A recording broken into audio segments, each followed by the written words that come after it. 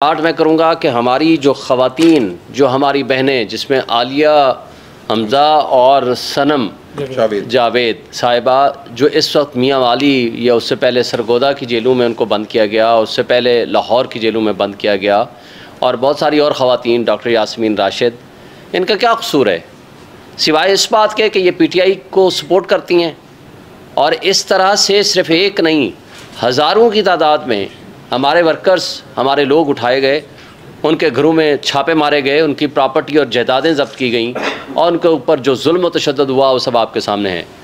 वो जिसने मरियम नवाज़ साहिबा जो डाका ज़नी के ज़रिए इलेक्शन हार के इस वक्त इक़्तिदार में हैं, वो टिकटॉक से बाहर निकलें और उनको समझ आ जानी चाहिए कि इस वक्त जिन ख़वातीन के ऊपर आप जुल्म ढा रही हैं, ये सब दुनिया, पूरी कौम उसको देख रही है। ये रूल ऑफ़ लॉ किसी सूरत नहीं है। और इस तरह लंदन प्लान का जिक्र हुआ,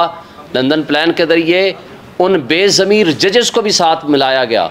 जिन्होंने अडियाला जेल में बैठ के जिस अंदाज से सज़ाएँ दी, वो सब आपके सामने हैं। और आज आपने देखा कि किस तरीक़े से जो पिछले कई तारीख़ों से स्पेशल प्रोसिक्यूटर मुकर्रर किए गए हैं और वो नहीं आ रहे, और वो बदतरीन केस इद्दत वाला, उसकी तारीख़ आगे चली गई। और अगर इमरान खान साहब के केस में ना मुल्ज़िम मौजूद है, ना उनका वकील मौजूद है, और एक्स पार्टी विदाउट हेयरिंग उनको सज़ा दे दी गई, लेकिन आज जज साहिबान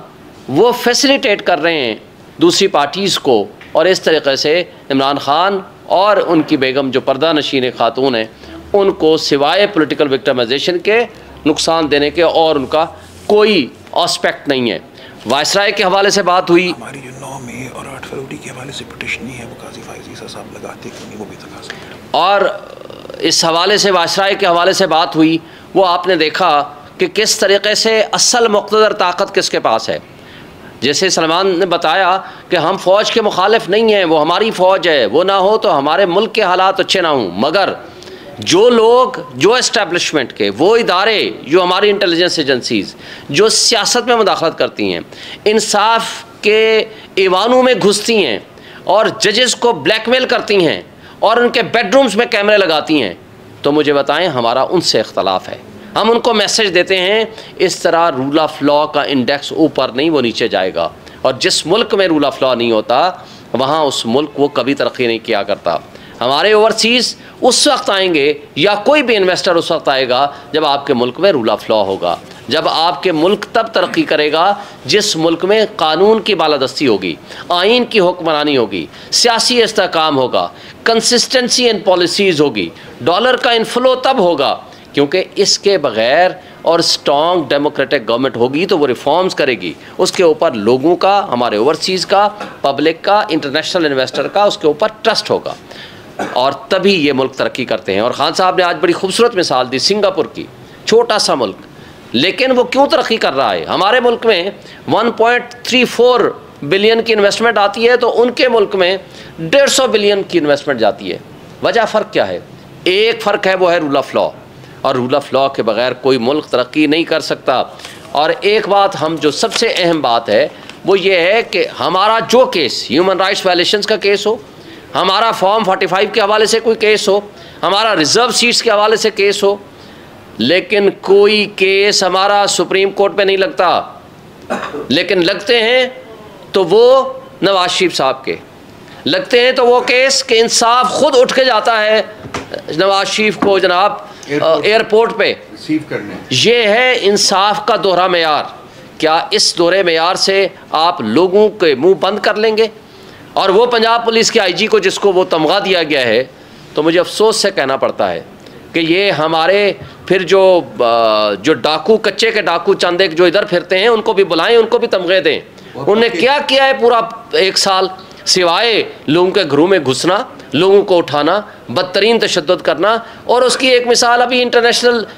जो टूरिस्ट है उन्होंने दे दी। यानी वो जो टूरिस्ट आते हैं, पंजाब पुलिस उनको हरास करती है, उनको थप्पड़ मारती है, उनको जलील रुस्वा करती है, और वो जा कर के बाहर जा कर के आपका बुरा चेहरा वो वहाँ जा कर के बयान करते हैं, और इस तरीके से आप उनको दे रहे हैं। वर्ल्ड रिपोर्ट आपने देख ली, उसमें क्या हुआ कि 50 साल, पिछले 50 साल की तारीख़ की बुलंद तरीन सतह पे महंगाई चली गई है और इन लोगों को एहसास ही नहीं है, और जिस तरीके से ये मुल्क को चला रहे हैं वो सब आपके सामने है। CCTV फुटेज के बारे में बात हुई, जिले शाह को मारा गया, जहाँ फेंका वो CCTV फुटेज ख़राब। इस्लामाबाद हाई कोर्ट की CCTV फुटेज अगले उठा के ले गए, कहते हैं जी हमजा कैंप की CCTV फुटेज ख़राब थी, GHQ की CCTV फुटेज ख़राब थी या उठा के ले गए, और कोर कमांडर हाउस की CCTV फुटेज नहीं थी। मगर अब जो हुआ है, जहाँ से लेटर लिखे गए हैं मैं उसी तरफ आ रहा हूँ, वो तमाम लेटर्स जहाँ से लिखे गए हैं वो CCTV फुटेज भी ख़राब है। अगर वो सारी CCTV फुटेज ख़राब हैं तो मैं सवाल करता हूँ कि फिर बेडरूम्स के अंदर जो कैमरे आप लगाते हैं उनकी CCTV फुटेज ख़राब क्यों नहीं होती है? तो इसका मतलब है कि जिस तर्ज पे आप इस मुल्क को लेके जाना चाहते हैं ये किसी सूरत मुनासिब नहीं है, और हमें इस पे ख़ुद सोचना पड़ेगा। और आखिरी बात, अब तो जजेस खुद लिख के दे रहे हैं कि जनाब हमें इंटेलिजेंस एजेंसीज जो है वो धमका रही हैं, हमारे घरों में कैमरे लगा रही हैं, ये किसी सूरत मुनासिब नहीं है, हम इसकी शदीद मजम्मत करते हैं।